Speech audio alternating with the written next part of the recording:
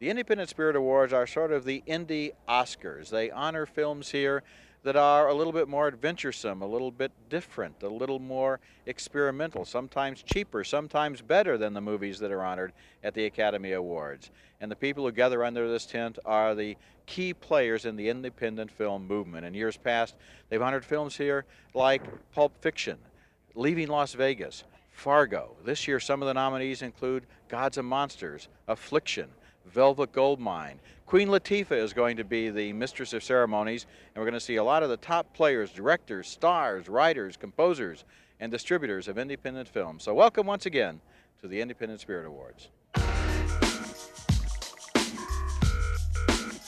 Please welcome your host, Queen Latifa.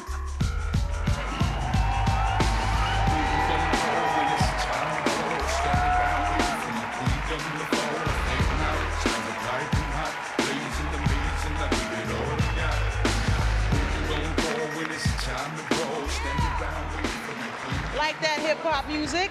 Welcome to the Independent Spirit Awards, live right here on the Independent Film Channel. It is the show that honors the best independent films of 1998. Now, I'm kind of new here, so forgive me if I have to ask an obvious question. What the hell does independent mean? Like take Good Will Hunting. Now, is that independent because it was Miramax? Or is it mainstream because it made a shitload of money? You feel me? And what about Armageddon? Now, that was a #1 film last year, but it had Ben Affleck and Billy Bob Thornton in it. And what about The Bride of Chucky? Now, no, really. That was made by an independent studio and had Jennifer Tilly in it, but no nominations. I mean, what gives? And what about me? Am I mainstream because I starred in a sitcom, or am I independent because I starred in a fine line feature? I know what all the cliches about independent film are. You're an independent filmmaker if your apartment is your set, your credit limit is your budget, your mom is your caterer, your sister is your best boy, and magic hour is anytime the camera is working. Unless, of course, your film is being financed by Miramax with a $20 million budget. Or you're an independent filmmaker when only you and a close circle of friends actually understand your movie. Or you're an independent filmmaker the moment you cast Steve Buscemi. But see, the cliches don't quite get to the heart of the matter for me. For me, independent cinema is like pornography. You know it when you see it. You know it's independent when the filmmakers have some brains and expect you to have the same too. You know it's independent when the women do something besides fill out a bathing suit. That's right. You know it's independent when you see a world you've never seen, meet people you never knew existed, think a thought you never had before. You know it's independent when you can't get it out of your head. And that's what it's about to me. And we're gonna celebrate some, that's right. That's right. And we are going to celebrate some fine independent films here today, over 35 of them in fact. So let's get on with the honors. Here to present the award for Best Debut Performance is a former winner of the award. With her is an actor who I think appears in every independent film that has ever been made. Please welcome Heather Matarazzo and Eric Stoltz.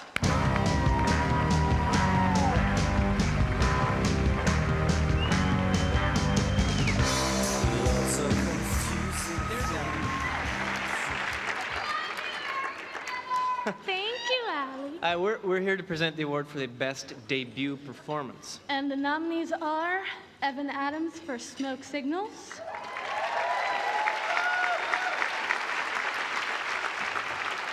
Anthony Roth Costanzo for A Soldier's Daughter Never Cries, Andrea Hart for Miss Monday,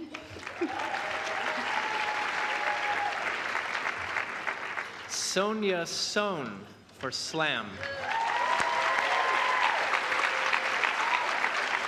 And Saul Williams for Slam. And the Spirit Award goes to...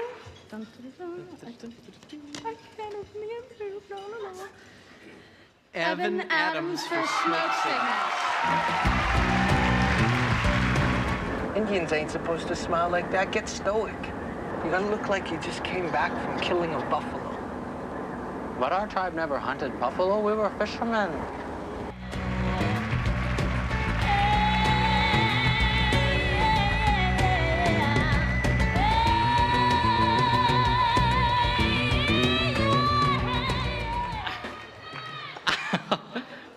I am completely flabbergasted. I live up in the woolly north of Canada, and and so this is all very new to me. And I have many people to thank because any performance doesn't arrive, of course, as you know, on its own. So I stand up here with lots of people. I'd like to thank, first of all, my family, my mom and dad, who taught me a lot about my home and prepared me to play Thomas. I would like to thank my agent. I'd like to thank Miramax, the boys at Shadowcatcher, my director, Chris, who babysat me through a really difficult and wonderful shoot, to especially Sherman Alexie, whose poetry I got to get up and do every day. And I just had to remember the lines. His work did everything for me. My partner, Dakota, and all my friends back in med school in Calgary, thank you very much.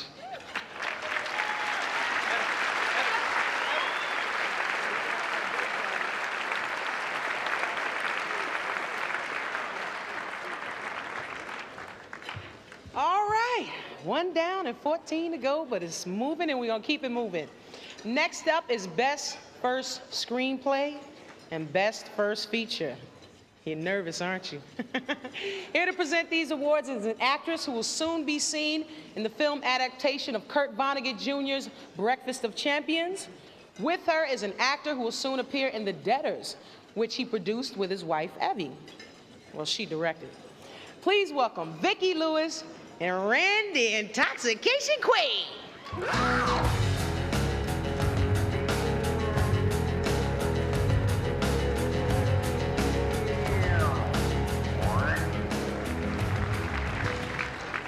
Well, we gotta ad-lib a little bit before the prompter comes on here. Yeah. What, is that clear thing? Oh, Vicki there it Lewis, ad lib. Okay, good. There we go. The nominees for Best First Screenplay are Darren Aronofsky for Pi.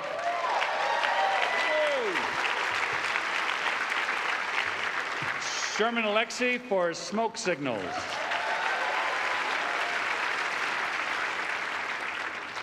Lisa Cholodenko for High Art.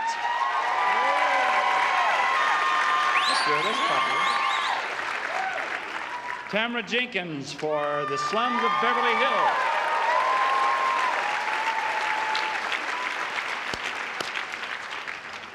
And Matthew Weiss for Niagara, Niagara. And the Spirit Award goes to Darren Aronofsky for Pi. You have to be careful when you throw out your trash. You gave us faulty information.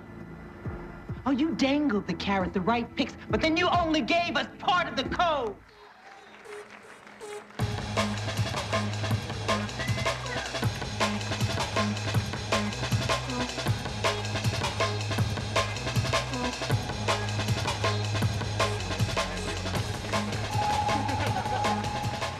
Thank you very much.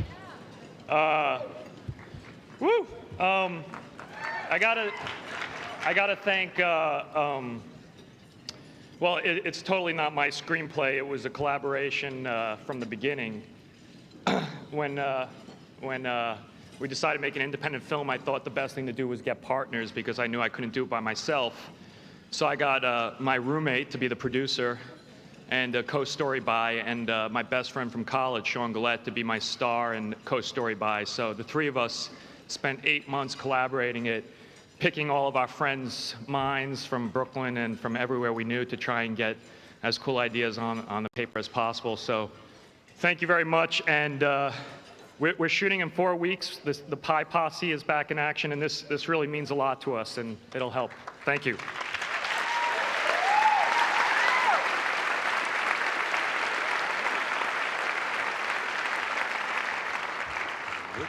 Well, before we get to the next award, Randy and I would like to do something a little unusual. You at home may not, oh. You didn't go with me. I'll be there.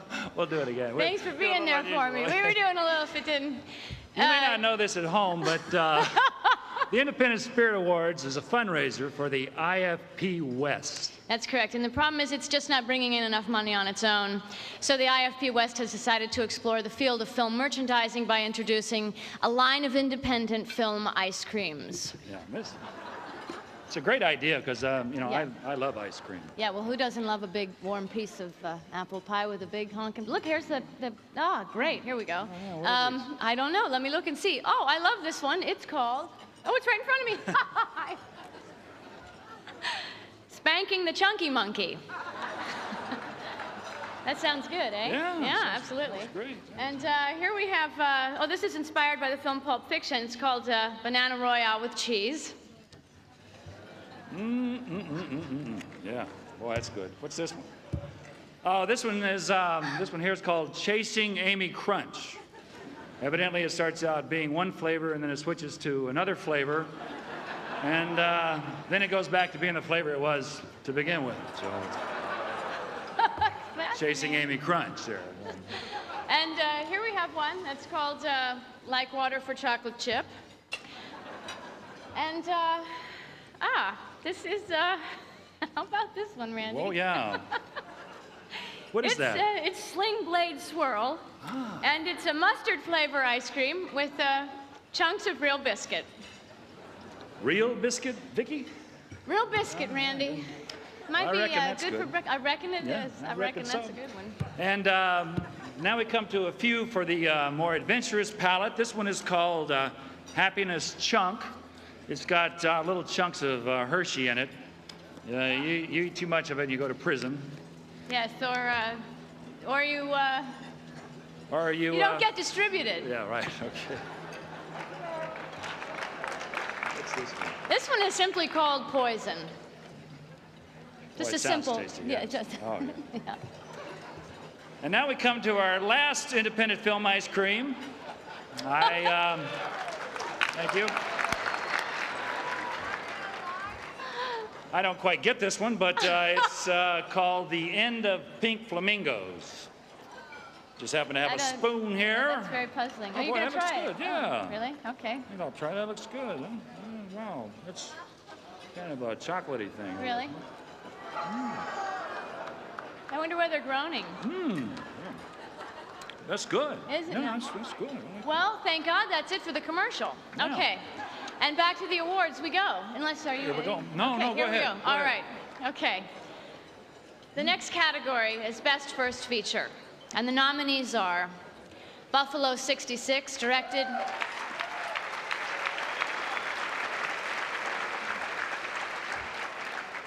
by Vincent Gallo and produced by Chris Hanley. So we got a little situation here. I can't drive these kind of cars. Would you like to know why I can't drive this kind of car? I'll tell you why. I'm used to luxury cars. Have you ever heard of a luxury car? You know what luxury means? Have you ever heard of Cadillac? I love it. High Art, directed by Lisa Cholodenko, produced by Dolly Hall, Jeff Levy-Hente, and Susan A. Stover. I wanted to get high with you. I don't want to do that with you all the time. Okay? We don't have to. I mean, I don't want that to be our only connection.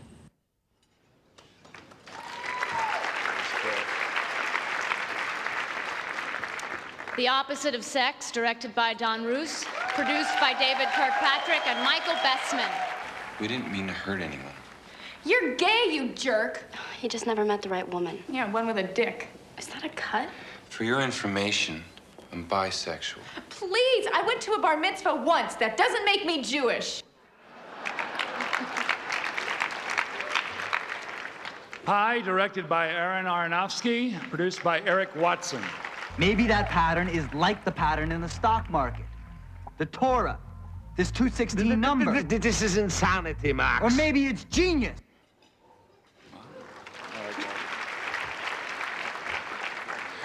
The Slums of Beverly Hills, directed by Tamara Jenkins, produced by Michael Nozick and Stan Wildowski.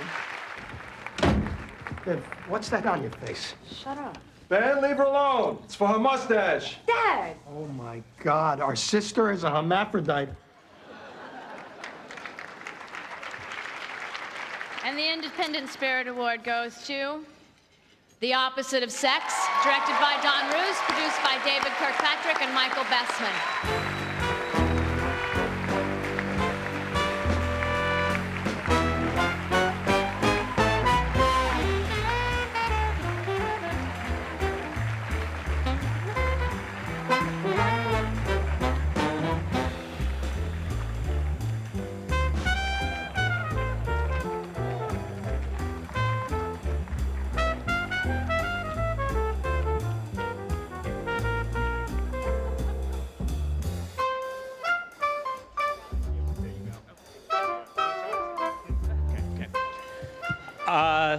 This is such a great pleasure and honor, and we wouldn't really be here except for Don Roos's really brilliant script and his terrific direction.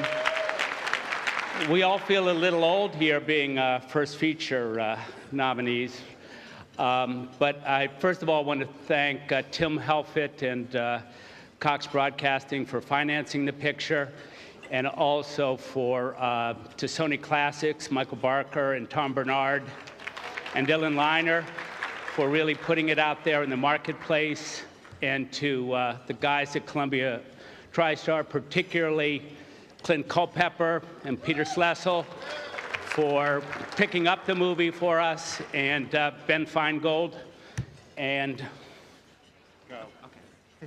Hi, thanks a lot. I really appreciate this award. I still haven't gotten over the goodie bag, which is really wonderful. So, thank you very much. I want to thank David Kirkpatrick for producing this movie, and Michael Bessman for producing this movie, and Keith Samples for saying, yes, you can have all the money you want to make the movie. Then he had to resign. And he really did me a great favor, and I truly appreciate that. And, you know, I want to thank Steve Rabineau and Jamie Mandelbaum, who've been my team and who really helped me. But most of all, I want to thank the actors in my movie who made it just so easy for me. I had never directed anybody before, and so they kind of directed themselves, and they did a great job. And I'm very grateful to Christina and Lisa and Martin and Johnny Galecki and Lyle Lovett.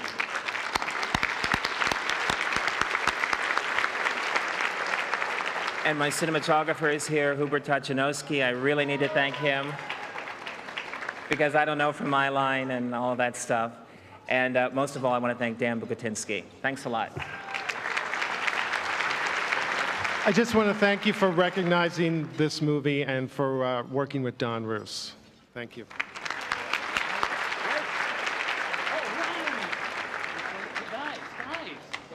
There's an award.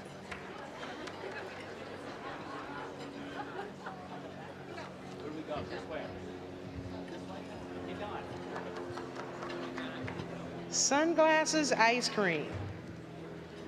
Look like munchies to me. For only those of you in the know would get that, see? You know, it's like zoom, some of y'all. For those of you who don't know, the Spirit Awards ceremony and ice cream sales aren't the only thing that the IFP West does every year. Among the many programs the IFP West has created is Project Involve, which provides 60 young people from underrepresented communities with filmmaking mentors. And that's in addition to the libraries, seminars, screenings, and other programs that the IFP West runs all year long. Please show some love for one of the people who make it all possible, the Executive Director of the IFP West, Dawn Hudson.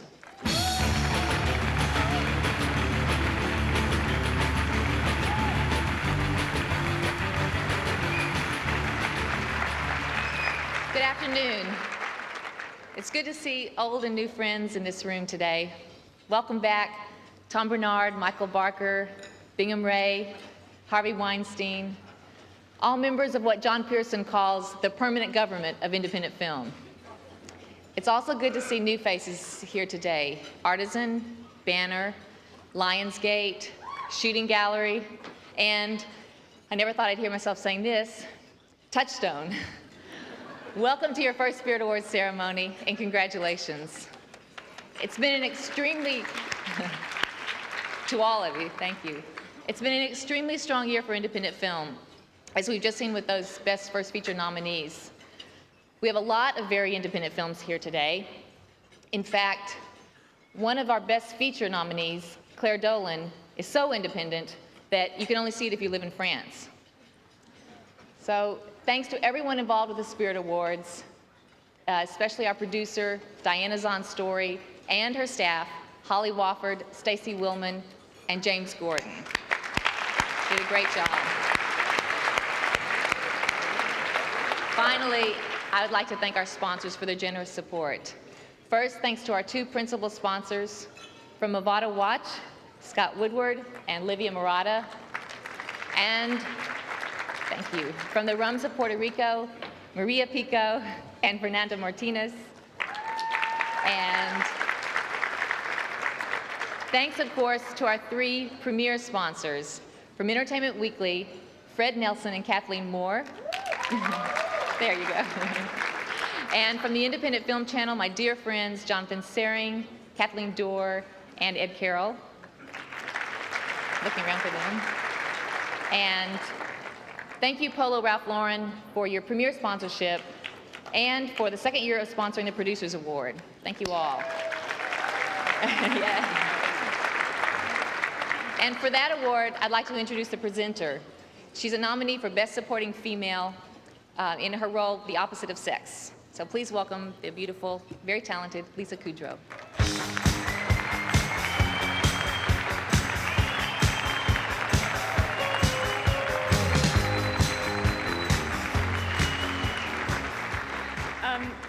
Hello. Oh, this is probably so inappropriate, but congratulations, Don, David, and Michael. Ew. Okay. Now imagine a world without producers. Don't smile, it's not a joke. We're here to honor them.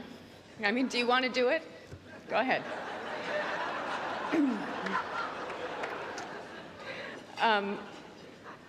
We are actually about to honor some hardworking, independent producers who don't fit the usual stereotype. I guess that's why they're being honored. These are, and I don't dislike producers either. It just sounds like I do because of the bits that were written. But these are tenacious, creative producers who manage with limited resources to tell the kinds of stories that we don't get from mainstream movies. And they're funded now by Ralph Lauren. The producers, I read that all the way wrong. The Producers Award comes with an unrestricted grant of $20,000. So the finalists for the second annual Ralph Lauren Producers Award are Margot Bridger, producer of Arresting Gina and The Delta.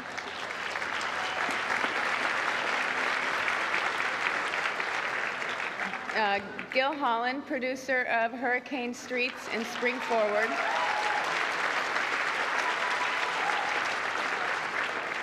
Andrea Sperling, producer of Nowhere and Doom Generation.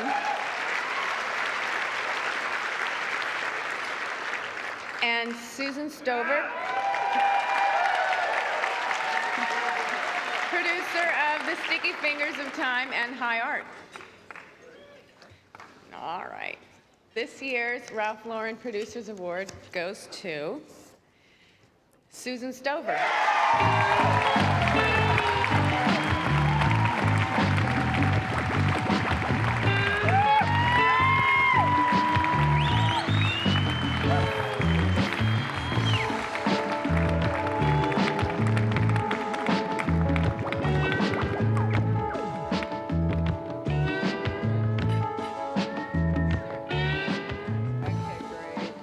Well, this is very thrilling and exciting, and Lisa, I like actresses too. Anyway, it's been a great last 5 years. It's been an incredible time in my life, and I hope the next 5 are just as exciting. I must immediately pass all credit on to the very talented directors I've had a privilege to work with, starting with Kelly Reichert, who convinced me to leave the law in more ways than one, actually, and start making films.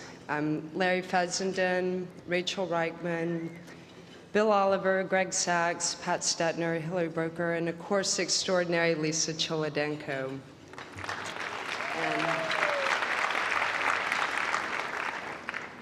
I also want to recognize my collaboration with Jeff Levy-Hinty and Dolly Hall on High Art. That was an amazing experience, certainly a career highlight for me.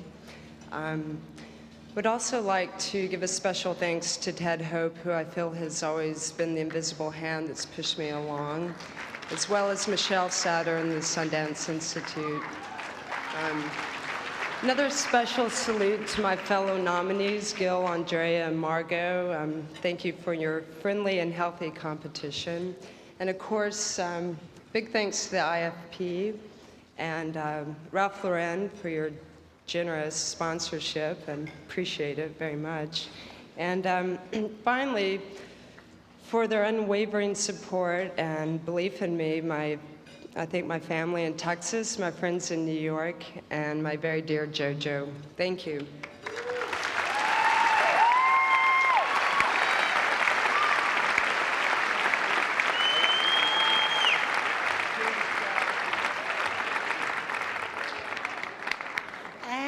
Sheedy, I see you, I see you. No, let me stay. That's right. Here to present the Spirit Award for Best Screenplay and Best Supporting Male is an actress who actually has one of those other awards for her role in My Cousin Vinny, and her co-presenter won last year's Spirit Award for Best Supporting Male and will appear in Kevin Smith's upcoming film, Dogma. Or Dogma if you're from New York. Please welcome Marissa Tomei and Jason Lee.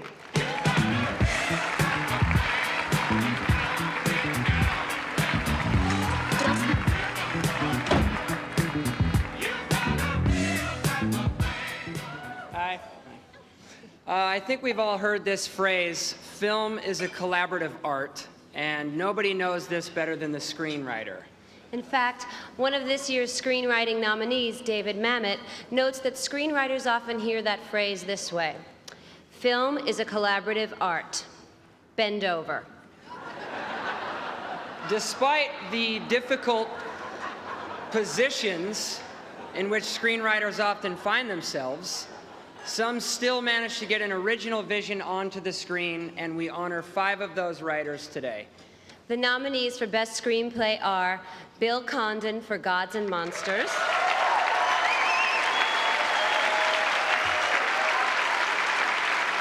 David Mamet for The Spanish Prisoner,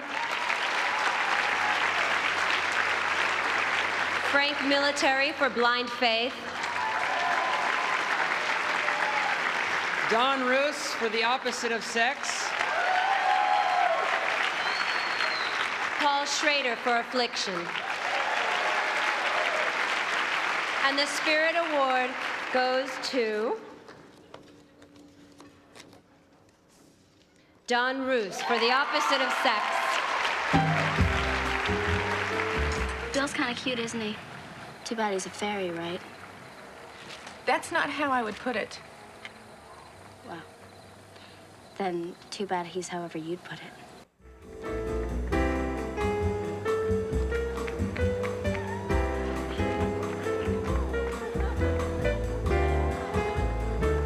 Thank you very, very much. I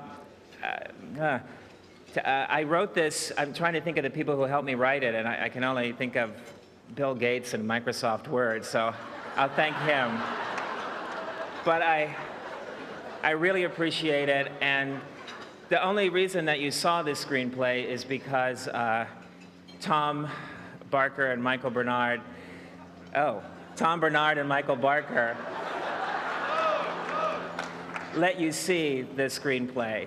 And so did David Kirkpatrick, who actually had final cut on the movie and deferred to me. And that's why my script was heard and seen by you. And I can't thank them enough. And I really appreciate this. And thank you very much.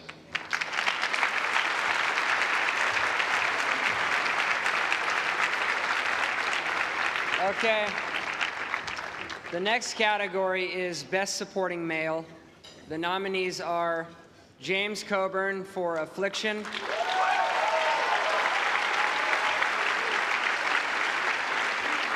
Charles S. Dutton for Blind Faith, Gary Farmer for Smoke Signals, Philip Seymour Hoffman for Happiness,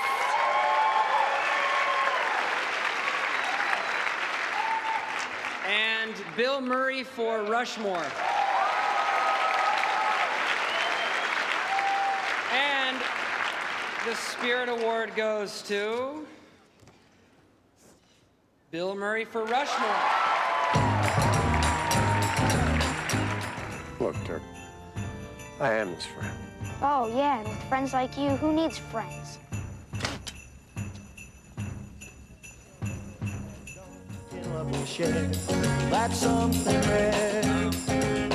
Well, Bill Murray couldn't be here, but he asked me to deliver this speech. So this is what he said. It's really nice of you to give me this award, but I felt that if I came to the Independent Spirit Awards, it would send the wrong message to the Academy of Motion Picture Arts and Sciences, who I am still courting. Desperately courting. But I couldn't be more proud of the IFP for giving this award to a motion picture superstar like myself. It shows a lot of independence and a lot of spirit. So thank you.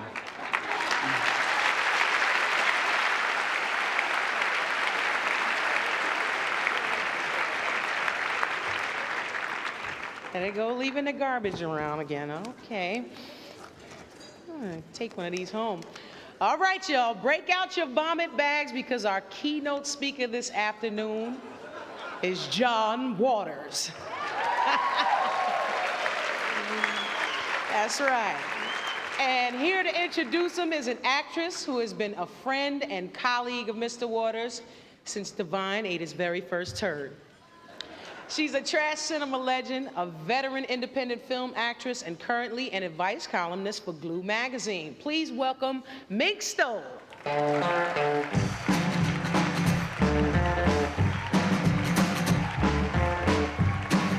you very much. When I first met John Waters in the summer of 1966, he was this tall, skinny guy with this long, stringy hair and a pair of yellow aviator sunglasses that he never took off. There was nothing the matter with his eyes. It was just that even then, he knew the value of a signature look. He was opinionated and supremely self-assured, the absolutely most definite person I've ever known. And I was naive little 18-year-old little Nancy Stoll, and the most definite thing about me was that I was craving adventure. So when John asked me to be part of his movie, I jumped at the chance, and it was the best yes answer I ever gave in my life. I got a great glamorous new name, a new wonderful circle of friends, and although I didn't know it at the time, a chance to be part of cinematic history, or infamy, depending on your point of view. Now, in those days, we didn't make independent features, we made underground movies. And our working conditions were extremely primitive. We didn't have luxuries like craft services, and the closest thing we ever got to a trailer was the one I burned down in Pink Flamingos. John was practically a one-man production company. He had Vincent Peranio to design his sets and Van Smith to do the hair and makeup designs and the wardrobe. But he pretty much did everything else on his own. He wrote the scripts, he directed the films, he produced the films, and he edited the films. And even though he had an absolutely marvelous troupe of actors to work with, I secretly believe that if there had been any way for him to play all the parts, he would have done that too. He used to stand behind the camera and mouth our dialogue as we were working, just to make sure we didn't leave anything out. Now, I made sure that I never forgot my lines. If anybody was going to blow a take, it was not going to be me. Because back in those days, we didn't work with pickup shots or cutaway shots. We worked exclusively in masters, which meant that if a line got blown at the end of a scene, we had to start all the way over from the top. And when it came time to show a film, John knew how to promote it as well. He used to gather us all together when we go out wild posting. We'd put flyers on car windshields and hang posters in phone booths and laundromats. And it worked. We always had a really good audience. And we loved it. Every minute of it. Primitive conditions or not, making movies was what made our lives good. Now, a lot has changed since those days. John still lives in the East. He still writes and directs his movies. I live out here. But now we make independent features. And we work with producers and line producers and caterers and DPs and ADs and all the rest of the people that go with it. And it makes it a lot easier for the actors. But I have to admit, I still sometimes really miss the old days. I certainly miss a lot of the people. I miss Divine, Edith Massey, David Lockery, and Cookie Mueller. And I sometimes really, really miss the crazy kamikaze things we had to do to get a film made. But I still love making movies. Now, I'm very proud of the 11 films that I have worked on with John Waters. He's given me some amazing roles to play. Connie Marble in Pink Flamingos, Taffy Davenport in Female Trouble, Dottie Hinkle and Serial Mom. They've been really, really good times. Now, I'm also very, very proud of a 33-year friendship. John Waters is an amazing, amazing man. He is living proof that no matter how outrageous you are, if you do something long enough and do it well enough, you can eventually achieve respectability. Ladies and gentlemen, John Waters. I can laugh when things ain't funny. Happy-go-lucky me. Thank you very much. Thank you. God, you make me feel like Irwin Allen. I'd like to say to the IFP membership that for me, just not being nominated this year was enough, really.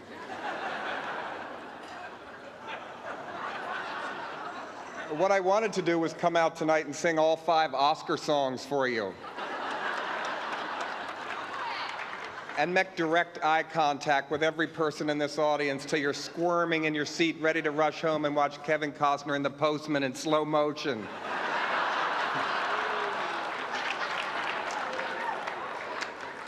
But since I'm more of a life-affirming kind of guy these days, I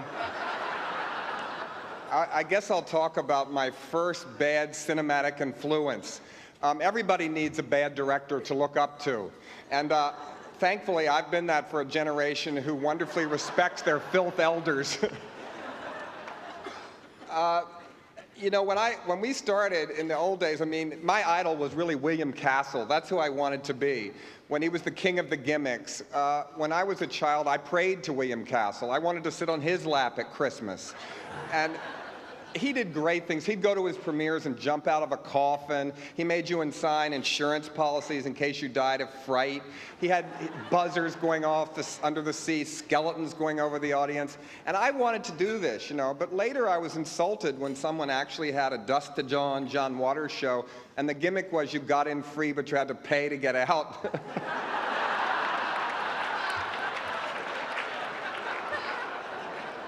But certainly, you know, it's hard to sell independent films. I think we could take William Castle's example and use it for all 5 nominated films here today.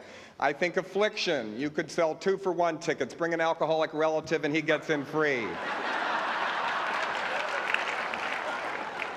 Think Gods and Monsters. You have a raffle, and whoever wins gets to pick the cutest usher to go home with. If you put in newly installed handicap ramps in your theater, and I know they're expensive, you have a Velvet Goldmine fashion show, really, and the last person standing in the platforms gets a year-long pass. Claire Dolan, you show it in poorer neighborhoods and jack up the prices of the concession stand and then lend patrons money to be able to buy their favorite snacks. And for James Ivory, my soul brother in the extreme taste racket at the other end.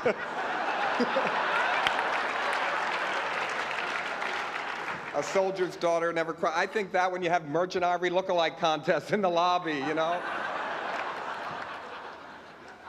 Mink was right. Independent was too highfalutin a word for us when we started. And there's a new underground film people today, and they say, you sold out, you made independent films, which really makes me laugh.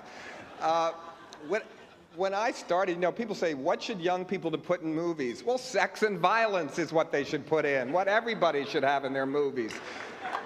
You just have to think of a new way to have sex and violence to get on my generation's nerves. I made my first movie, Hag, in a black leather jacket. It cost $60, and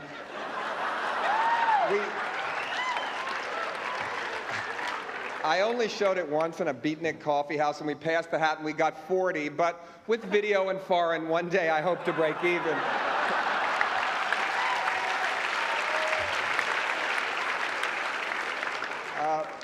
Put something from the headlines in your movie. I made my first feature, was called Eat Your Makeup, and it was about a deranged governess and her lover who kidnapped fashion models and forced them to eat their makeup and model themselves to death. It sounds a lot better than it is. But there was one great scene in it where Divine played Jackie Kennedy, and we had the complete Kennedy assassination, but it was only a year after it happened, and people really didn't think it was funny.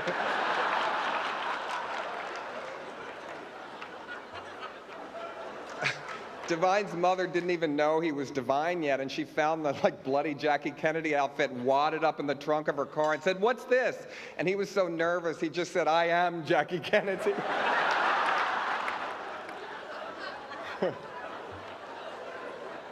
Now, I'm the only director that wishes somebody would colorize his early movies.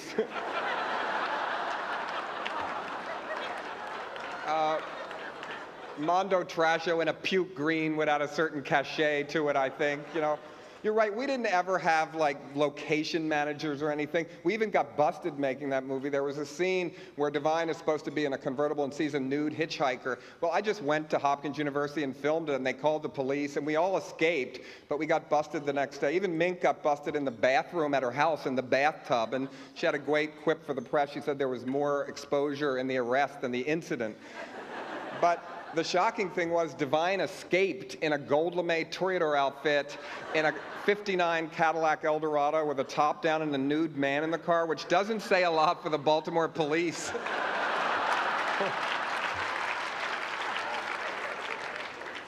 We also never asked permission. In Multiple Maniacs at the end, when Divine called through the pig shit, we just drove around town. I saw a farm and said, "Do that." And Divine jumped out, started crawling around, and the pigs started fucking. I'm not making this up.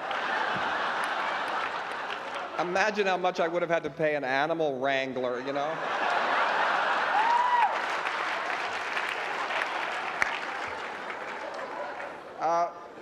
Pink Flamingos is the most notorious thing I ever did, certainly, you know.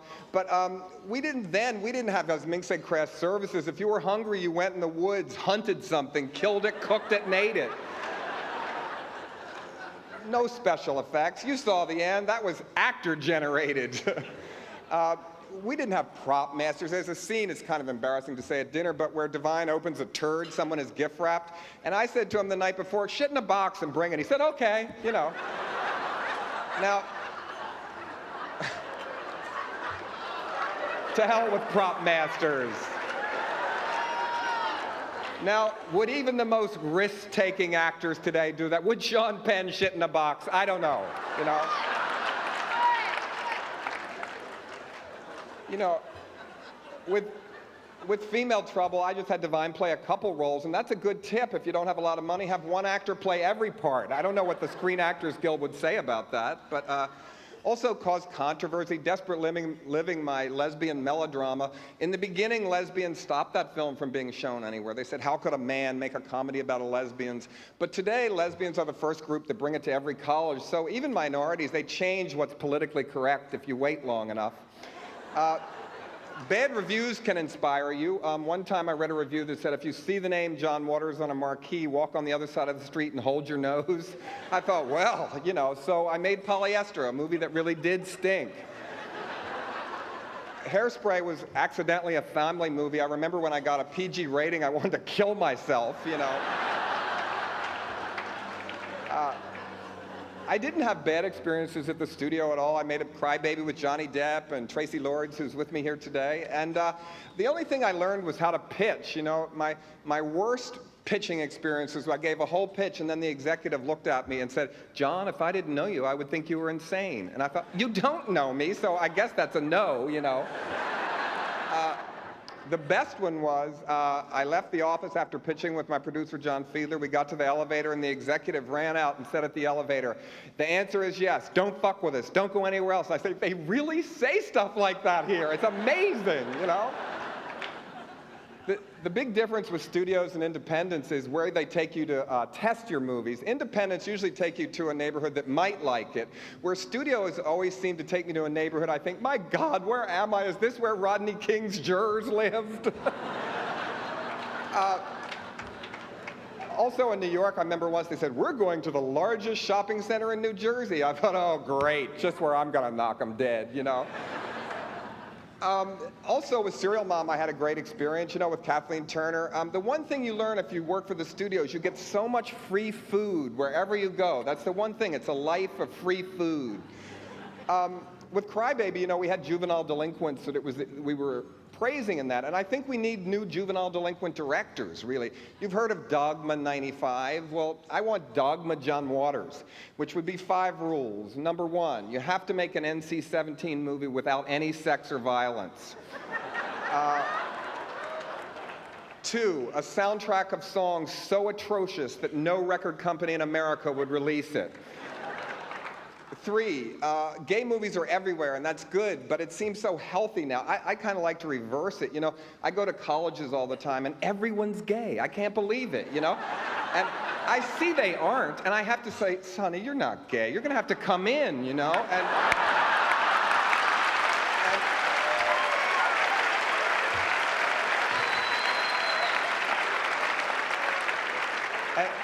And I think we have to reverse the trend. In the 30s, gay people always killed themselves at the end of movies. Now we should make movies about heterosexuals who kill themselves because they're not gay at the end.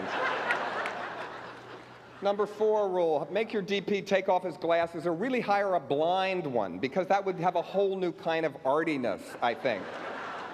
And number 5, don't always just try to talk A-list actresses in making the movie for scale. Hire actresses that haven't worked for 10 years. Or even better, once I tried to hire an actress who will remain nameless, and SAG came back and said, they're a must not hire. I thought, must not hire? I never heard of that, you know? So I want an all cast of must not hires, you know?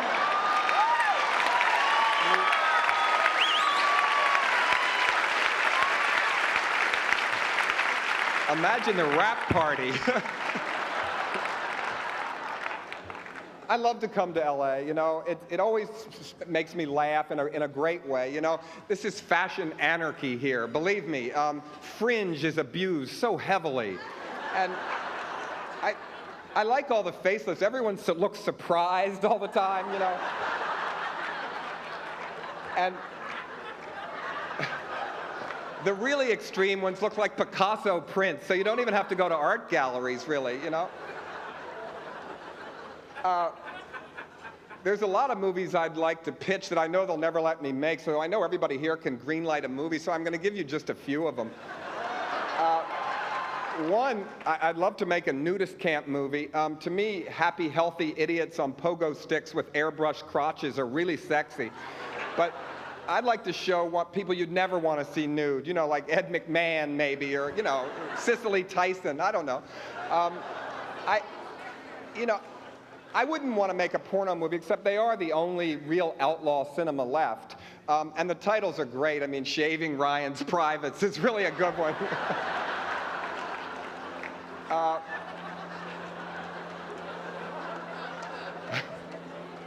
My hobby is extreme Catholic behavior before the Reformation.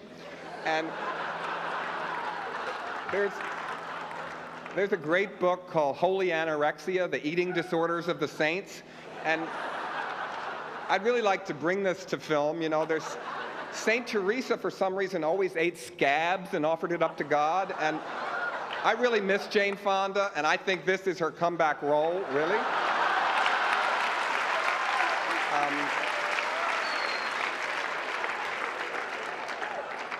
When David Lynch had Twin Peaks and it was a big hit, they said, get the other nuts, you know? So I got a lot of calls saying, do you have anything you'd like to do for TV? And I thought it would be good, you know, Liberace's boyfriend wrote this book called Behind the Candelabra. It should have been Beneath, I think, but in this book, he talked about how Liberace forced him to have plastic surgery to look just like Liberace. Well, what does he expect? Lying around the pool all day? You got to do something.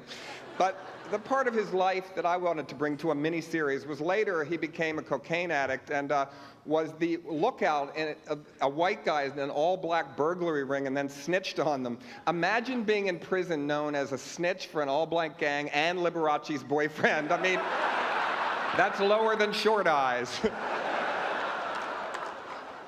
I'd also like to help people. There's a book out that comes out every year called Toys That Kill, and I collect them. It's the most unsafe toys you can buy for your child every year. And I'd like to bring them to life in animation, you know, like the Care Bear Massacre, or I Dismember Rainbow Bright. My new film that I think is actually, we've got a good thing on it. It's called Cecil B. Demented. It's about a lunatic film director and his band of film cultists who kidnap an A-list Hollywood movie star and force her to be in their underground movie. The thing is, it was really an easy pitch in Europe because it's very cinematically correct. But here, you know, it's about terrorism against the movie business. They actually go to producers' homes and punish them for making bad movies. So it was weird when I was pitching it. You could see some of the executives thinking, are they going to do this to me? You know, it was quite difficult. I'd like to close on kind of a spiritual note.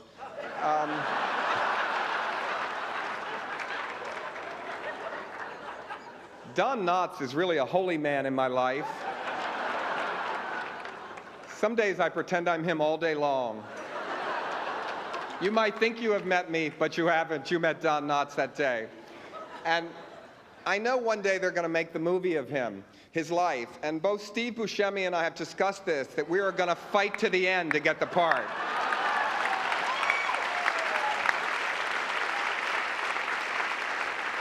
So just remember how good it would look on the side of buses everywhere. John Waters is Don Knotts. Thank you very much. Thank you.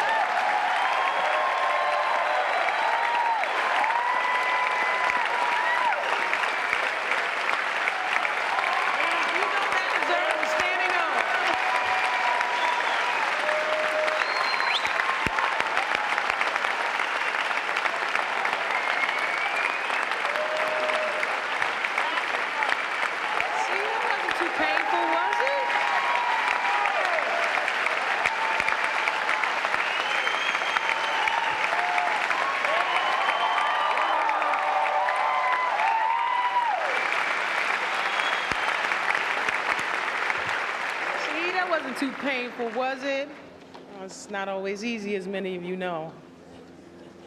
I can't wait to make a movie with that man. I don't know. I'm fiending now. I don't want to be underground. I don't want to make independent. I want to go underground, deeper, below. I'm joking. I'm hustling him in the back. Y'all just don't know, but I already bribed him to be in his movie. I'm paying him to be in his next movie. Okay, now we're going to move on to the Best Supporting Female category. You may remember one of our presenters from the John Waters film Cry Baby, in which he played a role called Hateful Guard. His co-presenter is last year's Spirit Award winner in this very category for her role in Eve's Bayou. please share your love with Willem Dafoe and Debbie Morgan.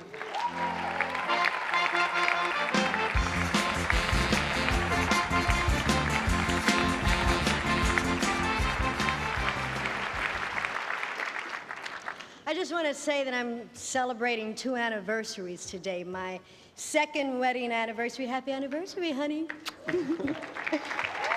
And the second anniversary of being part of the Spirit Awards.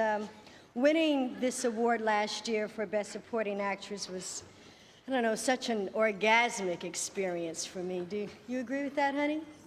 No. I say that because it was the climax of such an incredible year for me, and I'm sure that the 5 women who are nominated in this category tonight share that same sentiment. And our nominees for Best Supporting Female are Starkett Channing for The Baby Dance, Patricia Clarkson for High Art,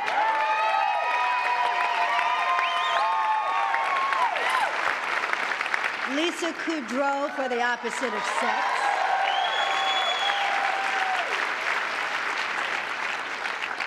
Lynn Redgrave for Gods and Monsters,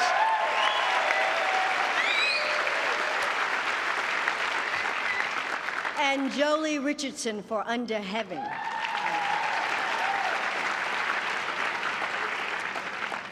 And the Spirit Award goes to Lynn Redgrave for Gods and Monsters. Oh, men, always pulling legs. Everything is comedy. Oh, how very amusing, how marvelously droll.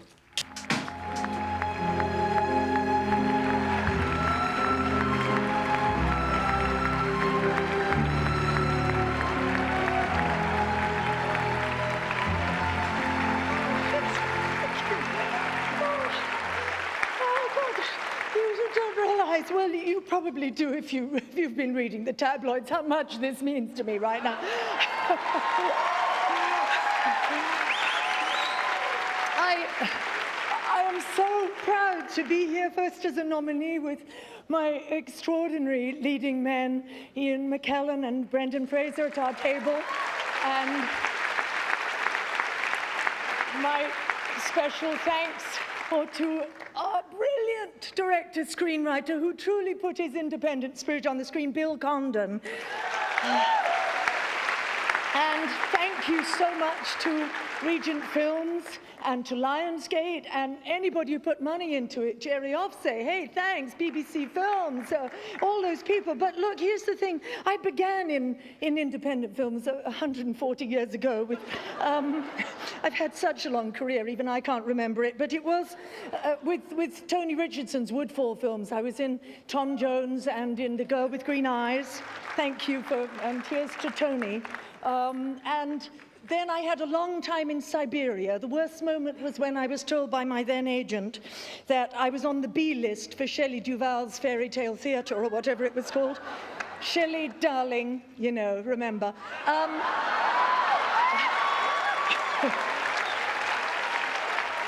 then I had a renaissance, and my new life in film has been thanks to independent films, thanks to Scott Hicks finding me in Houston, Texas for Shine, and then now with Bill and Gods and Monsters. And I would just like to say that I'm a woman of a certain age, and this independence happens at a moment when I am striking out in a new and independent life, and there are 3 women who have helped me stand here without crying in front of all of you.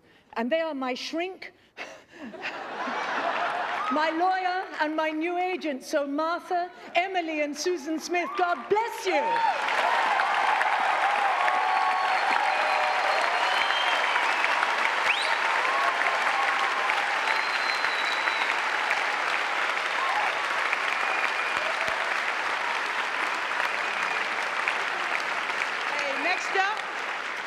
Next up is the Truer Than Fiction Award for Best Documentary, and here to present it is a man whose life really is truer than fiction. Please hold on to your seats and welcome a kindred, independent spirit, the governor of Minnesota, Jesse Ventura.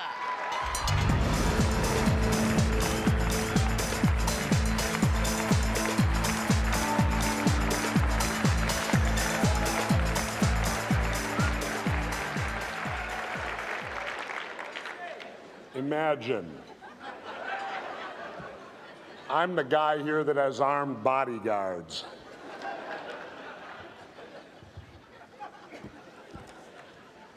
It's all right, you can laugh. Unlike the fiction filmmaker who usually knows how his or her movie is going to turn out, a documentary filmmaker embarks on an odyssey of much greater risk. The documentary filmmaker often must proceed not with a map of where he or she is going, but simply with faith, that the journey will be worth the trouble. Of course, faith is good, but faith plus money is better. And to that end, one emerging documentary filmmaker here is about to receive $20,000. This unrestricted grant is funded by the Independent Film Channel and Landmark Theaters and is presented to the director of a documentary film of outstanding artistic quality. The finalists for the 3rd annual Truer Than Fiction Award are, isn't that interesting? I'm giving this away. Vicky Funari for Paulina.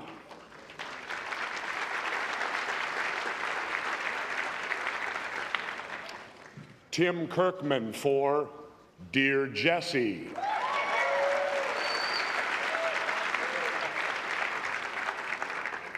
Julia Loktev for Moments of Impact.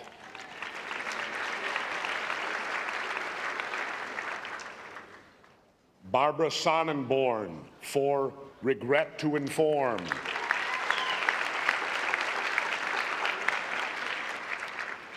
And Kyra Thompson for Dying to Tell the Story.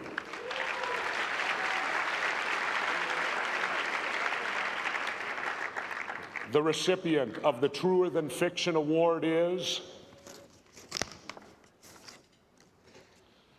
Barbara Sonnenborn for Regret to Inform. The war actually touched my life. The bomb was dropping in my house. Why are they burning down my house, my neighbor house?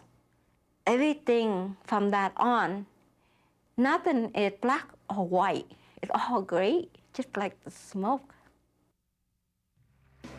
Like a brush from my past that painted the evening sky. But I couldn't hold on, the currents so strong they kept rolling by. And all of the colors bled into a river of time. The innocent child painted in the mist on the river of time.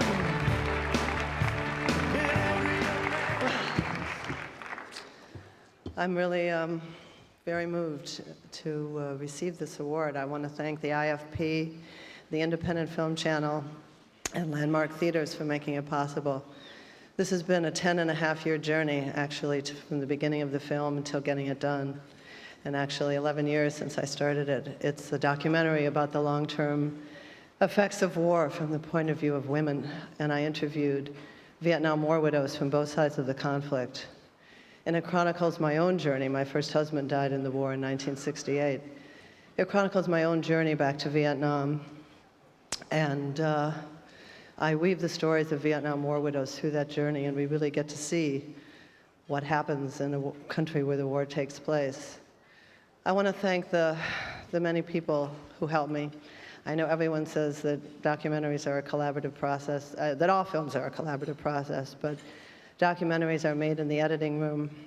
The other producer on the project, Janet Cole, the film's editors, Lucy Massey Phoenix and Ken Schneider. The woman who accompanied me and who is the principal character in the film, who's here with me today, Soanyak Evans, and my co-producer, who is also my husband. I never could have done it without him. Thank you very much.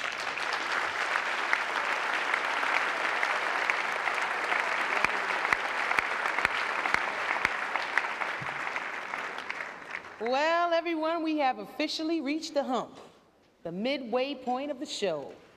If this show lasted a week, it would be Wednesday. If it was a year, it would be June. If it was the Oscars, you'd be sleeping through another commercial break. I'm just kidding, they wrote that for me. Don't hold it against me. God, you guys need to loosen up or something, come on. Or is it all that free rum and wine you're getting at their tables? What's going on? Now we move on to the best cinematography and best foreign film. Presenting the awards are Lara Flynn Boyle and Mike, my homeboy, Rappaport. Happiness, where are you? I've searched so long for you. Happiness, what are you? First of all, why don't we give a round of applause to Queen Latifa, our beautiful, beautiful host.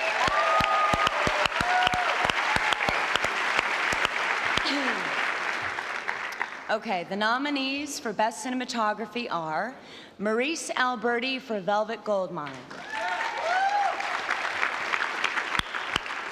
Matthew Libatique for Pi, Tammy Riker for High Art, Paul Sarasi for Affliction,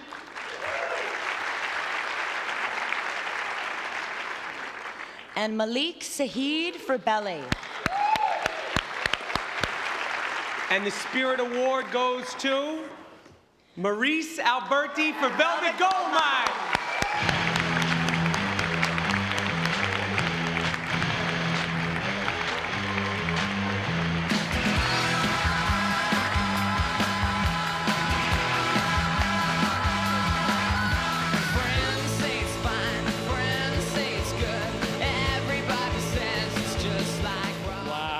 This is fantastic. Maryse, unfortunately, could not be here. She's shooting a film in New York with Stanley Tucci. But she is an amazing woman and an amazing director of photography. And this was an incredibly challenging project for all of us. And the incredible beauty that you brought to the film, I think, speaks for itself. So this is for Maryse. Thank you so much. Thanks to the IFP.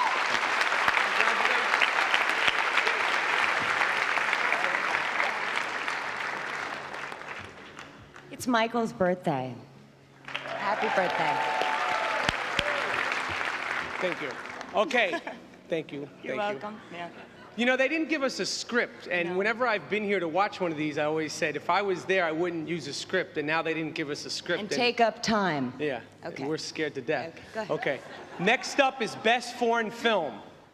And they brought us to do Best Foreign Film because of our reputable grasp of the English language. Okay. The nominees are The Celebration, directed by Thomas Vinterberg.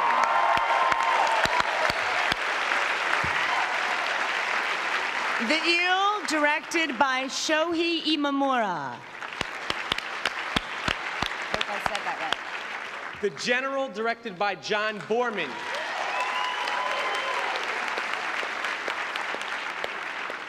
Central Station, directed by Walter Salles. And Fireworks, directed by Takeshi Kitano.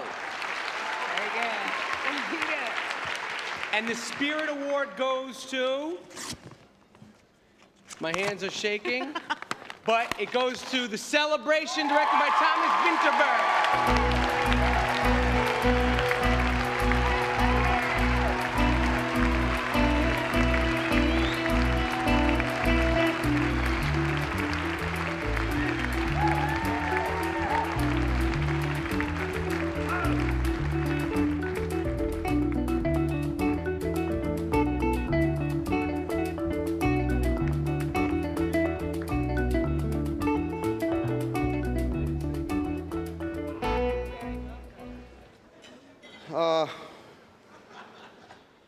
I was just having some rice down there.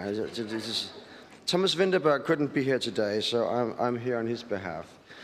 I'm just a humble actor. He sends his best regards. This is a great thing, really. I'm having my sunglasses on. A warm thank you to October Films They did, yes. They did the best job promoting the movie over here, and to all the people working around or with October Films. Thank you. And see, this is a rare. This is and a hip hip hooray for the independent industry. A hip hip hooray for the independent. A hooray, hooray, yeah. And see, I'm just being a farm boy from Copenhagen, and this is a rare opportunity for me to say something besides all this. Because I saw Lisa Kudrow here, and I just want to say to you, because you're a genius. Well, thank you, and I'll pass this on to Thomas Vinterberg. He truly deserves this, and thank you, Independent Spirit Award. Thank you.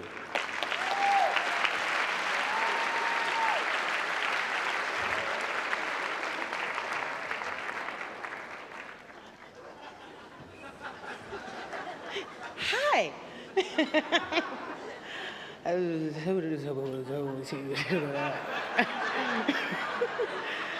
Hip hop array, you know. I'm joking. I'm having a good time back here. Now it is my pleasure to introduce a woman who's been involved with independent movies since they had titles like Beach Blanket Bingo. Since her early days with Sam Arkoff and Roger Corman, she's been associated with such films as The Tin Drum, Breaker Morant, Cinema Paradiso, and Wes Anderson's debut film, Bottle Rocket. Please welcome the president of the IFP West, Barbara Boyle.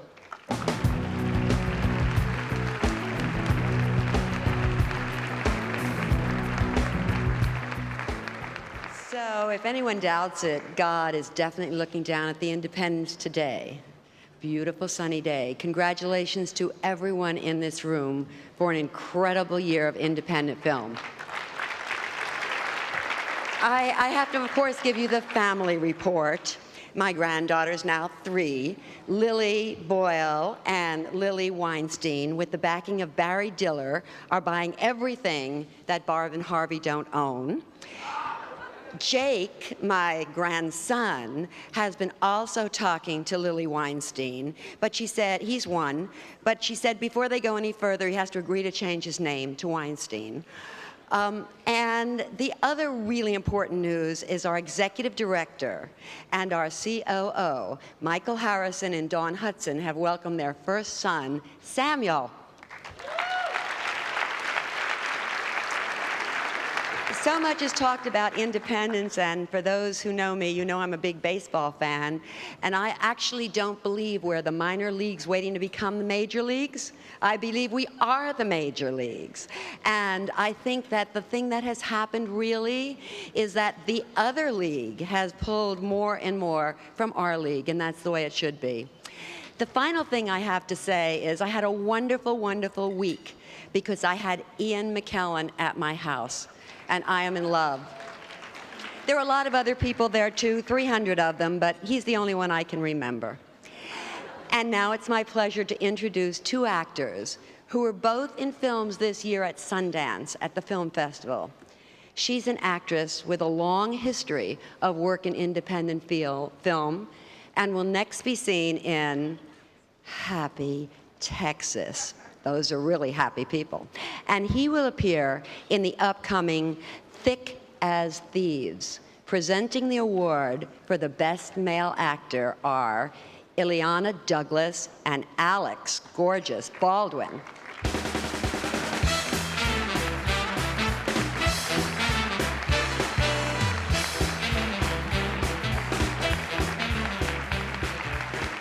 Hello, gorgeous. Hello. We don't have time, sadly, at this ceremony to honor all of the technicians and other artists in the independent cinema. So the Spirit Awards held a separate luncheon this past Wednesday. The luncheon was held in the banquet room of Sam's Hofbrau. I love Sam's. Yeah. Which sits in the shadow of some of the finest hotels in downtown Los Angeles. The ceremony was hosted by head waiter Lyle Page. And despite a failure of the air conditioning system, almost a dozen nominees stuck around to honor their fellow colleagues. Here are the highlights of the awards given out at this previous ceremony. The clapper loader is indispensable to any film. Punctuality, attention to detail, and of course a firm grip are hallmarks of this really under-celebrated crew position. Accepting the award for lifetime achievement as the clapper loader was Stuart Larson. Mr. Larson has worked as a clapper loader on over 125 independent films since 1975. He has never once been paid. Also presented Wednesday afternoon was the TRW Award for Best Achievement in Credit Card Debt. This year's winner, Blair Davis, had always wanted to make an independent film called My Friends Sit in a Coffee House and Talk. Love that movie. Lacking the requisite financial resources, Ms. Davis raised production funds by securing 9 Visa cards, 7 MasterCards, and 3 American Express Gold cards. Sadly, production was halted after 1 week when Ms. Davis was arrested by U.S. Marshals on 10 counts of fraud. She is currently incarcerated at the Sybil Brand Institute. Accepting the award on behalf of Ms. Davis was Lyle Page. head waiter Lyle Page. Yes. And finally, a really special award was presented this year, and it was called The Shelf. This award was presented to Miramax Films in recognition of the most films acquired for distribution but never actually released. Oh, that is so great because they just bought my new movie, so I guess that means I'll be on the shelf.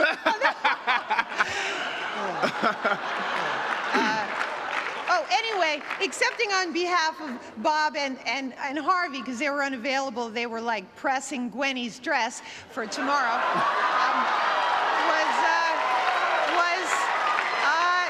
I believe it was Lyle Page. Lyle Page, yes. head waiter Lyle Love Page. this guy. Many other film professionals were honored at the ceremony, and clapper loader Stuart Larson probably put it best when he remarked, "I think a good time was had by all," and at least you can say... Hey, no Lifetime Achievement Award for Elia Kazan. You know. All right, and now we get to our real purpose here. Alec, I think you are so great. You are looking and so I fine. just think Jesus. that, and this Are you is, divorced from that guy? Well, this is just a cheap piece of tin, Take really. that- oh, here. I'm sorry. Oh, I'm sorry. Our real reason that we're here is to present the award for the best male lead, and the nominees are Dylan Baker for Happiness.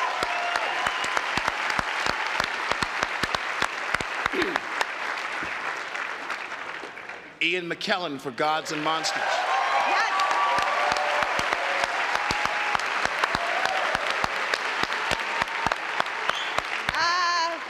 The astonishing Mr. Nick Nolte for Affliction.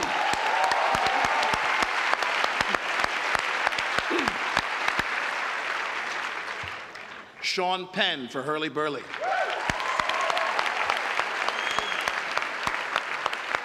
And Courtney B. Vance for Blind Faith.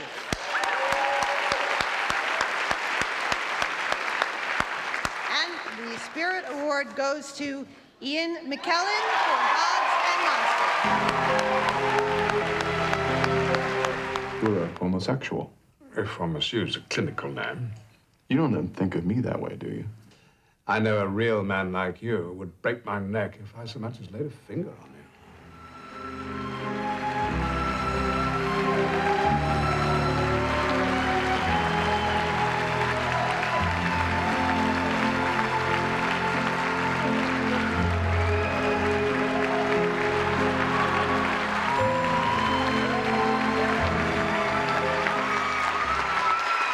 Thank you. Thank you very much.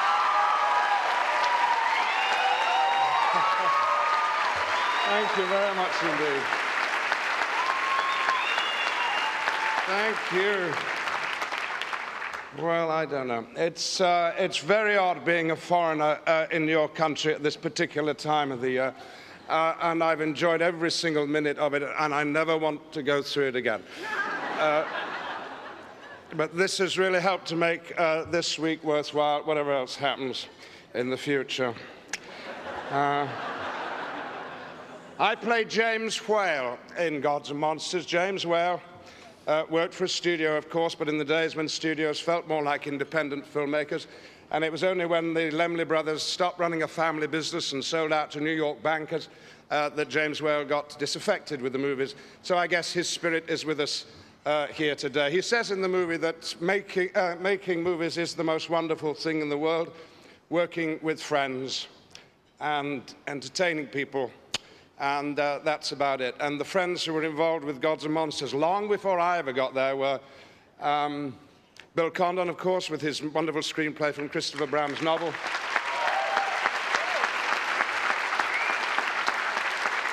Our producers, Clive Barker, Greg Feinberg, and from Regent, Paul Collishman and Mark Harris. And now with the support of Lionsgate and Flashpoint throughout the world, we're going ahead. And we made this little movie just for love, not for money, not for glory. And it turns out that people actually like it. I've only made one rule in my professional life, and that is only to do a play or a film that I would want to see myself, and to work with the best possible people. And that happened in this case. My dear darling Lynn and my dear darling Brendan Fraser, who's here today. And I had the best time in the world. And I suppose the part is a good one because it tells the truth. It tells the truth about what it's like to be a filmmaker and how often has Hollywood done that. And it tells the truth of what it was like to be with that particular gay man, James Whale, in that particular time in your history. Whether things are changing, I don't know, but here's an openly gay man, very happy to say good morning and thank you.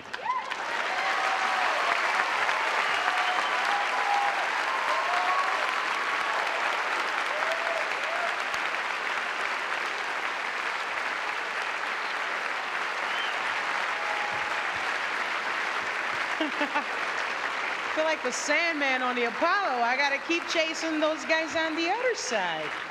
But it's fun and stuff. The next award is for Best Female Lead. One of our presenters was in After Hours, the first film ever to receive a Spirit Award for Best Feature. And with her is an actor who recently won a Golden Globe for his portrayal of Sammy Davis Jr. in The Rat Pack. Please welcome Rosanna Arquette and Don Cheadle.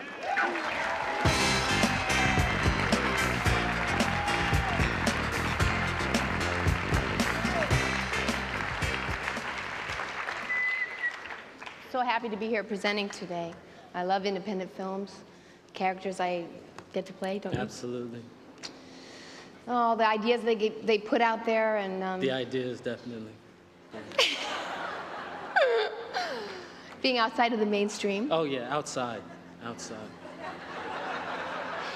And I know you know what I mean, but the reward of getting to work for less than scale. A lot less.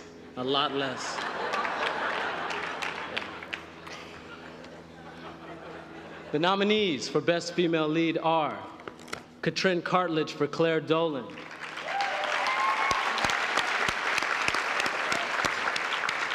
Christina Ricci for The Opposite of Sex.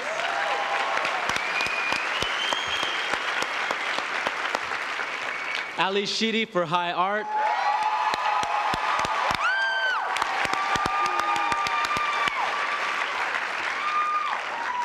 Robin Tunney for Niagara, Niagara.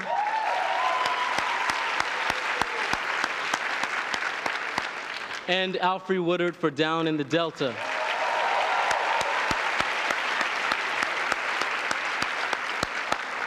And the Spirit Award goes to Ali Sheedy.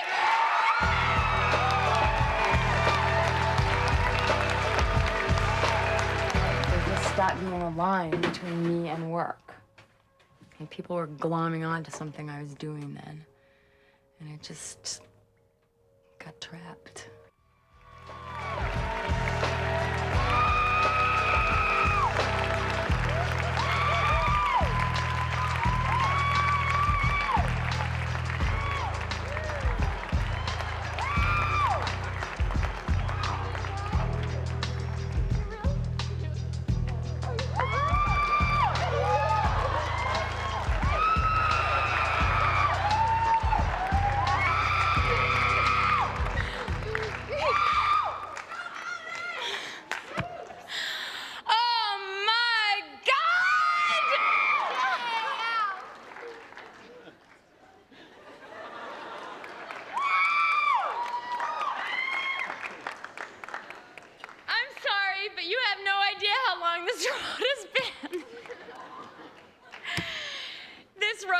been a very, very long road. And I told Rosanna, who is one of my very best friends and who has known me for about years, that she was gonna have to lie. Because I would do it for her. But it really says it. Nobody made a mistake. Oh my God. Oh my God. You don't know. I'm standing here next to Rosanna. You have no idea. None. None, none, none. And Nick, you know, there are a few people here who really know. Eric, Heather. Sorry, everybody's been really quick. I'm not gonna be quick.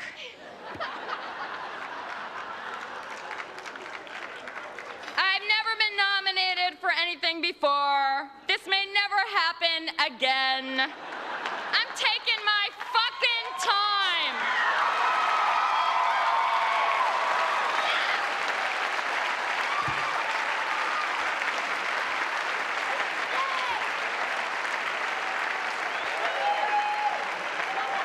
Yes, now, come over here. Come here. You have no idea how much the two of us have been through.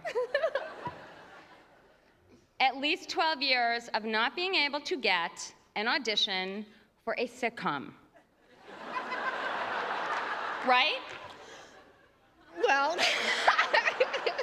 I will admit it, Rosanna is a lot more tasteful about these things than I am. But that is the truth. This movie is an absolute sending from God. And Lisa, you're great in it. Thank you. You're fucking great My in it. friend. Okay. See? My friend who is happy for me! I'm so happy for her. She deserves it. She's a great actor, and you deserve it. Oh my God. You know, I'm so happy for you. You know, this is good.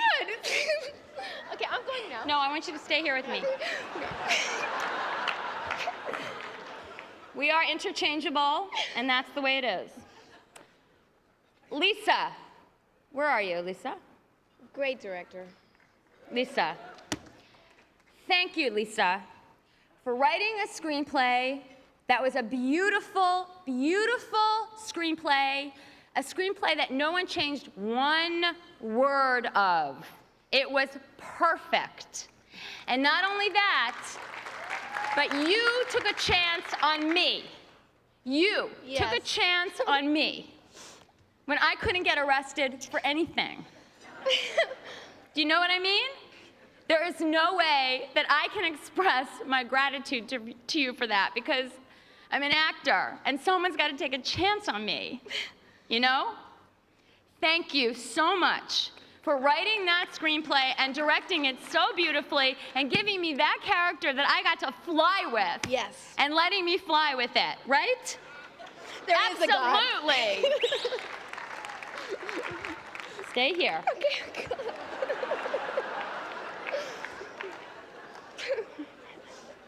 Okay, this is also Rosanna's award. You don't know that, but she does. Lisa. Tammy. Riker.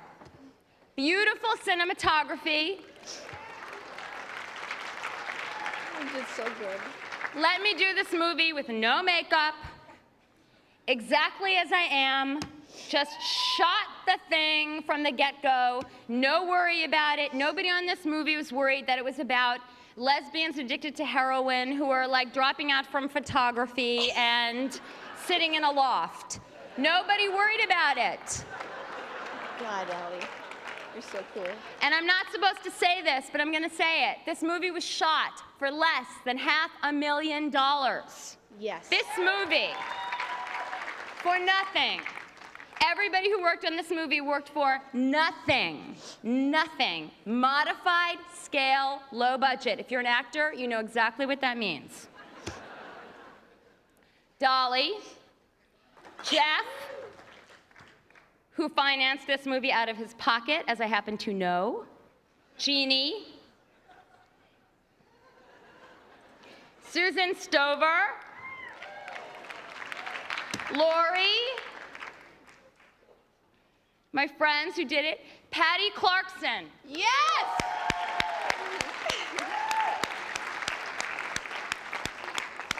Turned in an unbelievable performance. I'm so nervous. I'm like, the unbelievable Tammy Grimes. David Thornton, this is our cast, who worked for nothing. Bill Sage, and Wong. Rada Mitchell, where are you, my girlfriend? Yes. Where are you, Rada? Rada. Where? Come on, Rada, you're an Aussie. I know you'll stand up. Thank you. Rada Mitchell. My mom, who let me use her life in this movie and was not worried about it. October Films.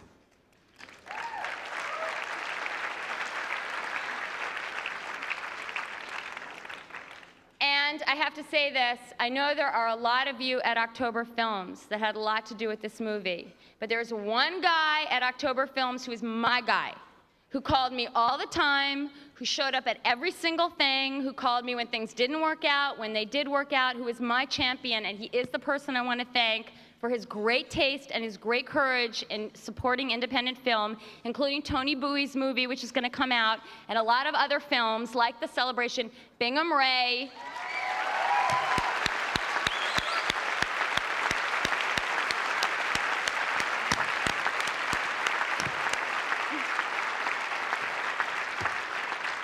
The only trustworthy person I have ever met in years of working. Dennis Rice for getting me through it. Jojo Wilden for the photography, which was not my photography.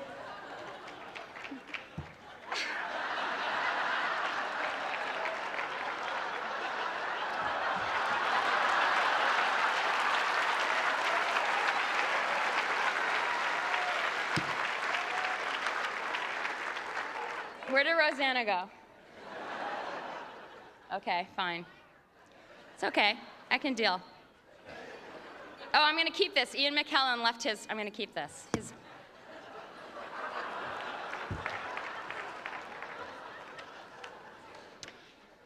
All right, that's the major people I need to thank. Aside from those people, there are a few people here. I can't do this any other way. This is corny as hell. Please bear with me, but I may never, ever be in this position again, and I really want to do this. Could the following people please stand up? Tim Engel, Rachel Sheedy, get up. Reed Roosevelt. Where are you? Thank you. David Lansbury, my husband, get up. I don't care that they want me off. I'm not done yet. Nancy Wilkinson, get up. Stand up. Come on, please. They want me off. I'm going to finish. David, stand up. Please stand up. Please stand up, David. God's sake. Never listen to me. Neil Konigsberg.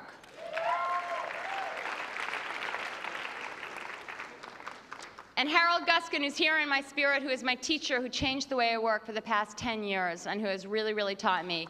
Thank you for teaching me everything. Thank you for standing by me. Thank you for taking me in when nobody else would take me in.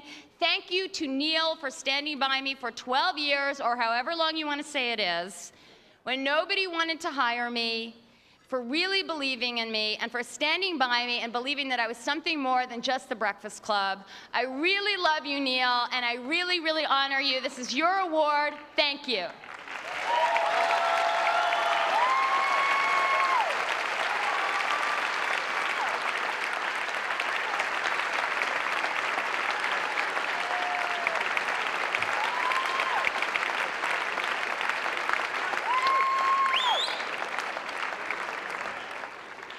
Oh, that was great. I had enough time to smoke a cigarette and drink a beer and talk shit in the back and get a free Movado watch, and now I'm back.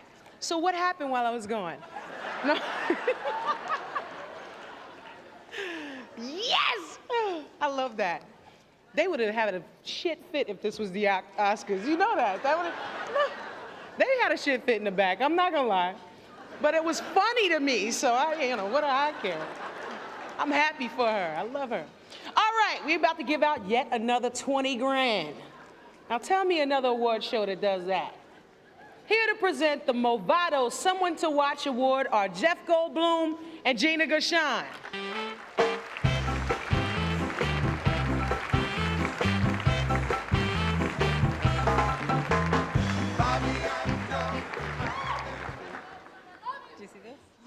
Hello, hello. Hi. Every year since 1995, the IFP West has given the Someone to Watch Award to a talented filmmaker of singular vision who hasn't received appropriate recognition. Past winners have included Christopher Munch, Larry Fessenden, Scott Saunders. The first winner of this award, Lodge Kerrigan, has proved he was indeed someone to watch, as his most recent film, Claire Dolan, is nominated this year for Best Director and Best Feature. This award comes with a grant of $20,000. Wow. Yeah, $20,000. Nice. Funded by Movado Watch. Listen, the grant is unrestricted, which means that the winner may spend the money in any way to help finance another movie, or to take a year off to write a script, or to pay off the debt that the winner probably incurred making his or her last film. Bali's nice. Could they do anything they want? Go. They could do anything they want with it. That's right. That's pretty good. Okay, sorry. The finalists for the 5th annual Someone to Watch Award are Tony Barbieri, director of One. Simple economics. If you get signed for nothing, they got nothing invested in you, man. So when they start dropping guys, guess who's the first to go? The guys that giving nothing to. That's right. I'm not going to be one of those guys. These things are hard to see. Lynn Hirschman Leeson, director of Conceiving Ada. Let's see if this will work. This is just a simulation.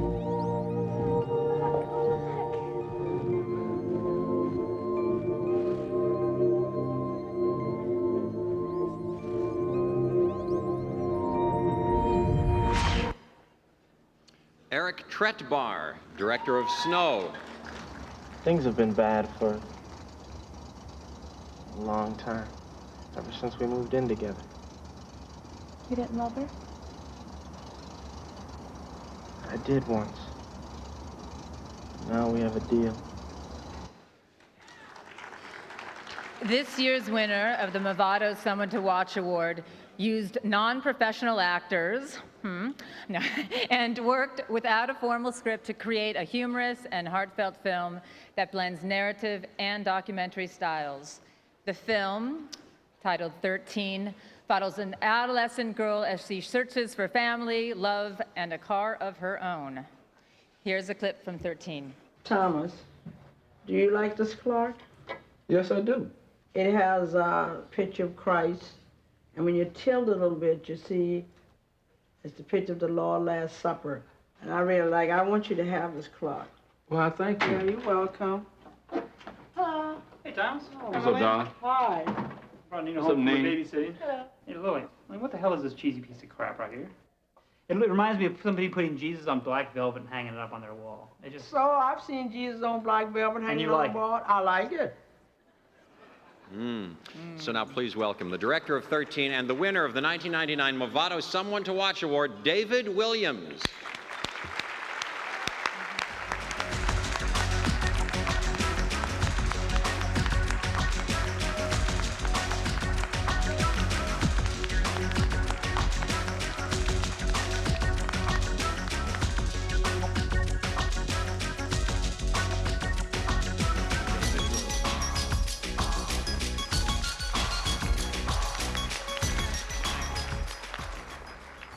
When I get back to Richmond, I'm going to tell people I was in LA for 3 days and I was walking down the beach and someone gave me $20,000. When I first heard about the award, I thought this would be the start of my next film. And then I thought about it some more and realized it probably is the whole budget for my next film. I want to thank IFP West and Movado for the award, and especially the two wonderful actors in my film, Nina Dickens and Lillian Foley, my film crew, Mark Ching and Bernice Baker, the film lab, Commonwealth Films, and I was told to make sure I mentioned the musicians that did the music for the film. So Shep Williams and Carlos Garza and Cecil Hooker, thank you.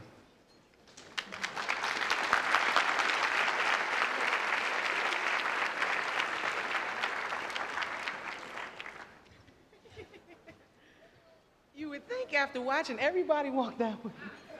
Okay, be a trendsetter. Welcome to the home stretch. Only 2 more awards to go. Presenting the Spirit Award for Best Director are 2 performers who have been honored throughout their careers. She won a Spirit Award for her performance in Sex, Lies, and Videotape, and he is nominated for an Academy Award for his performance in Shakespeare in Love and had the best makeup. Here are Jeffrey Rush and Andie MacDowell.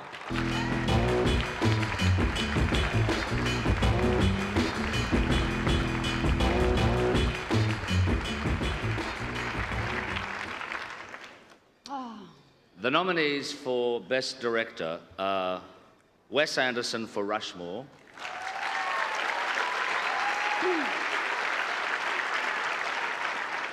Todd Haynes for Velvet Goldmine,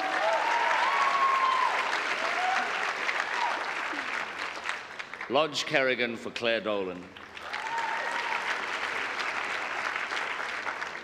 Paul Schrader for Affliction,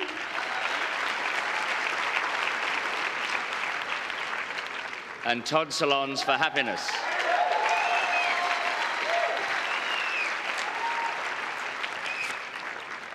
And the Spirit Award goes to Wes Anderson for Rushmore.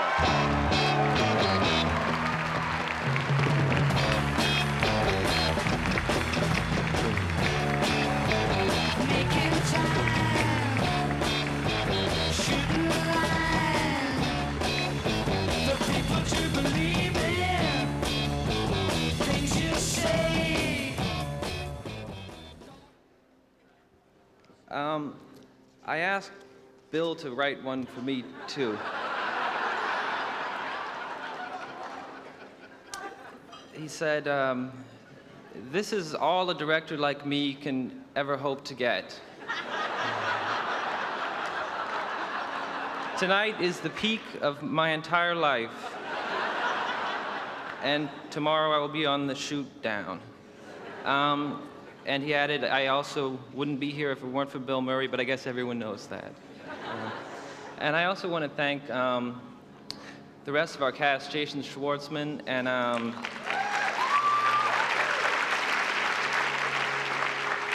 Olivia Williams and Seymour Cassell, Brian Cox, and our producers, Barry Mendel and Paul Schiff. And also the people at Touchstone who helped us get the movie done the way we wanted to do it, and Jim Brooks, and especially my co-writer, Owen Wilson, who's my closest collaborator. Thank you very much.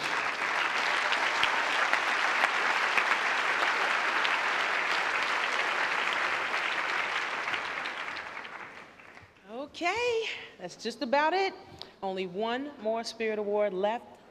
This award has been won in the past by such movies as Platoon, Sex, Lies, and Videotape, Pulp Fiction, and last year by The Apostle. Hey, I'm keeping this. I like that guy. In a few moments, a new film will be added to that list. So let's all take a deep breath. Okay, let it out. Here to present the award for Best Feature, welcome Minnie Driver and Brendan Fraser.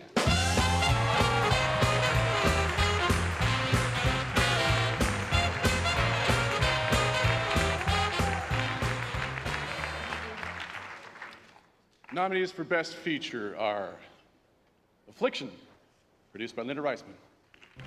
I became real careful around Pop.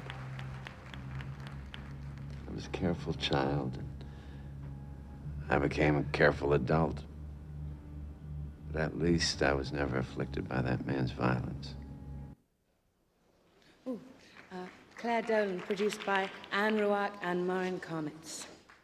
What are you gonna do when you start falling apart? Push your puppy in the street for $20 a pop. You're not a new girl. You should know better than to let them get inside of you, stretch you out.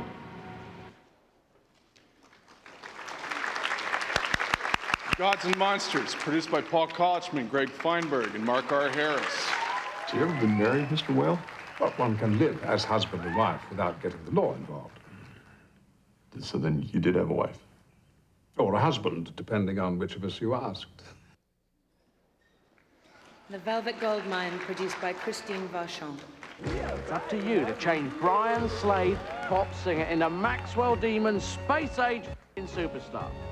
Because the secret of becoming a star is knowing how to behave like one. And A Soldier's Daughter Never Cries, produced by his mail merchant. Oh, come on now, honey. You know a soldier's daughter Not with a soldier's daughter again. Anyway, I'm not. I'm a writer's daughter. And the Spirit Award goes to, will you be my witness, Minnie? Gods and Monsters.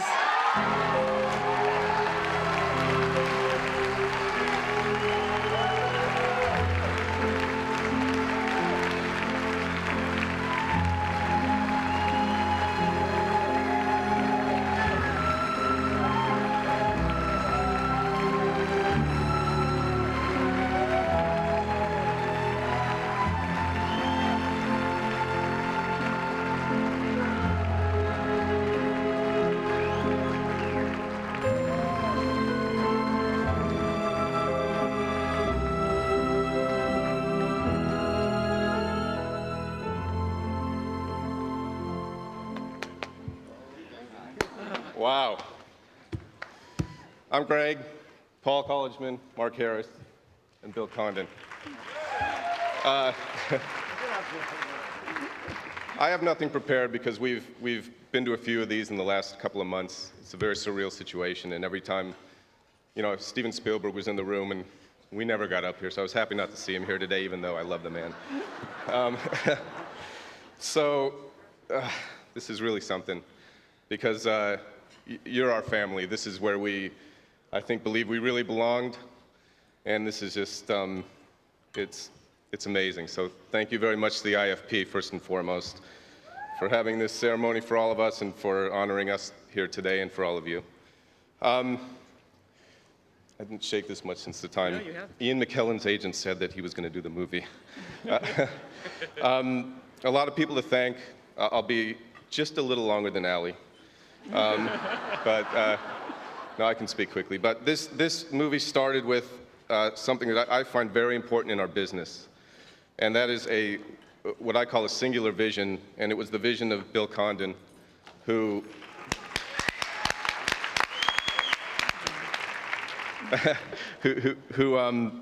just from the beginning knew the movie he wanted to make and never wavered from it. And Mark and Paul never asked us to waver from it, and we never did, and it's just, I can't say enough about working with Bill Condon. In terms of the many people to thank, and I'll do this as quickly as possible, but they're important. The gentlemen at Flashpoint, David and Bo, thank you very much for your support. There was a time where this movie may not have made it to the screen, and they really helped, aside from financing the movie, continuing to finance the movie to make sure it happened. And that is the true independent spirit.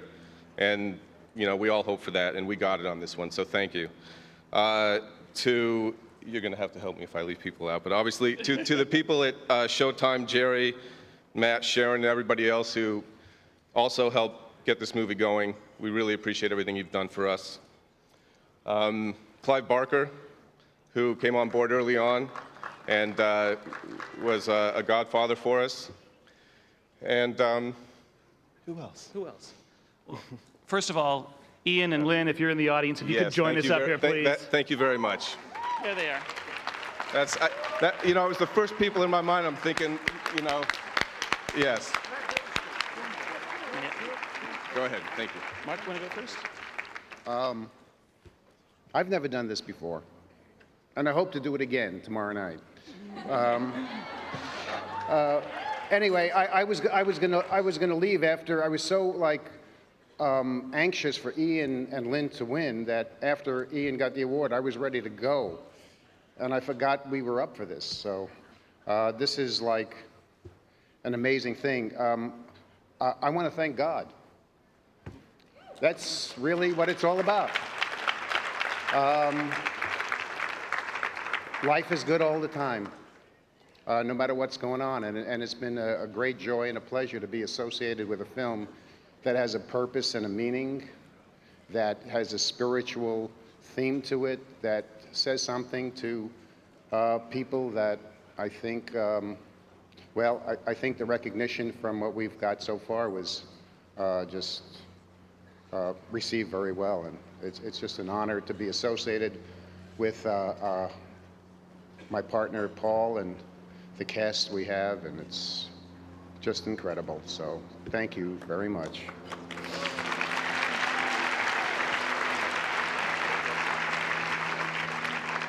We also have to thank our partner, Steve Jarko, who's been with us, behind us, and here every step of the way. Steve, a big round of applause for you. We have to thank our friends at Lionsgate for making sure that all you wonderful people got to see this movie. And we absolutely have to thank Brendan and Ian and Lynn, because without your magic, this movie would just be celluloid. Thank you. Chris Brown, who wrote Father of Frankenstein. It's where it all started. Thank you. Thank you. Thank you very much.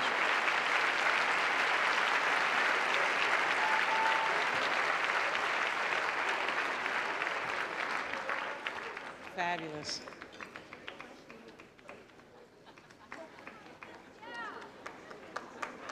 You know, I told those guys if they wanted pictures, they had to take off one article of clothing for each shot.